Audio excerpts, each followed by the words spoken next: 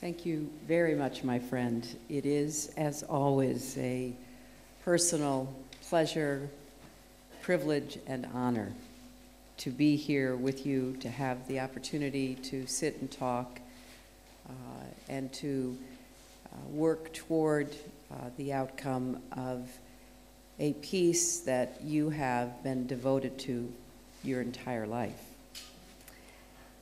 I always look forward to our meetings, and I always look forward to your wisdom and advice. And I know that Israel has no greater champion, and the cause of peace has no better friend. Once again, it was useful and enlightening to have this opportunity that Senator Mitchell and I did to spend time with you, and we thank you. It is also always a pleasure to be back in Jerusalem, especially on a day like today.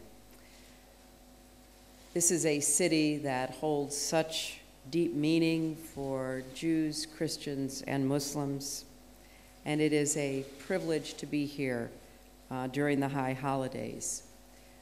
As I drive through the streets in slightly different circumstances than the first visit that I made now more, I guess, 30 years ago, and look at streets that I once walked down with my husband and with friends, I am heartened by not only the sense of continuity in history, but also the positive energy of the people. I'm well aware of the obstacles that stand in the way of peace. I know that this long history of conflict and distrust hangs over everything. But I see the future that can deliver on the aspirations of Israelis and Palestinians for this city, and which safeguards its meaning forever. And that is why we're here today, because we are convinced that the legitimate aspirations of these two peoples are not incompatible. We are also convinced that peace is both necessary and possible, and that this is a moment of opportunity that must be seized. President Perez referred to the challenges that confront the people of this region. Those challenges make our task even more urgent. Now, I appreciate the skepticism that many Israelis feel, the doubt and the disappointment over so many failed efforts and continuing conflict. But Shimon has lived long enough to see more than his share of frustrated hopes and dreams deferred, yet he remains an eternal optimist with his feet firmly planted in the real world. And I take great inspiration from your example.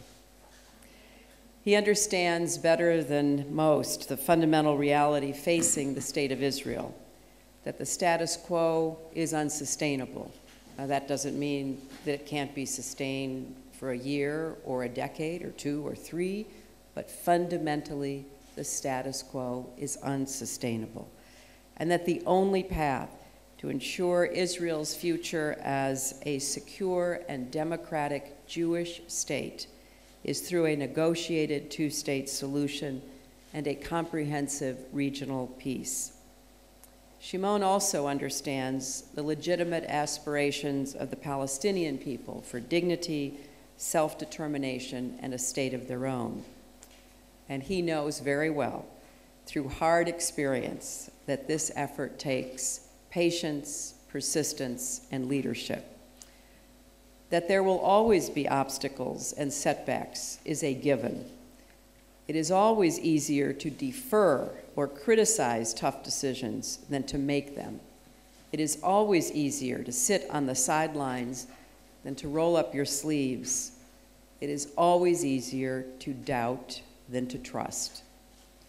President Perez has never been one to sit on the sidelines, and thankfully, we now have, with Prime Minister Netanyahu, a leader who understands how important it is to move forward. And as he has said, we also have a Palestinian president who shares that determination. I have sat with these two men individually and together. I have listened to them talk candidly and forcefully. They are getting down to business, and they have begun to grapple with the core issues that can only be resolved through face-to-face negotiations. I believe they are serious about reaching an agreement that results in two states living side by side in peace and security. That outcome is not only in the interests of both Israelis and Palestinians, it is in the interests of the United States and people everywhere.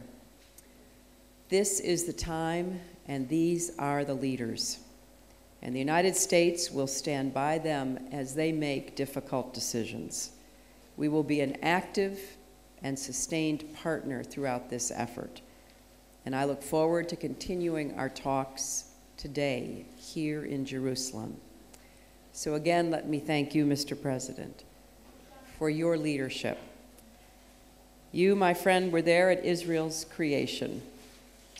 And may you also be with us and leading us as we see Israel emerge free from conflict, secure in its borders, confident in its future, and at peace with its neighbors.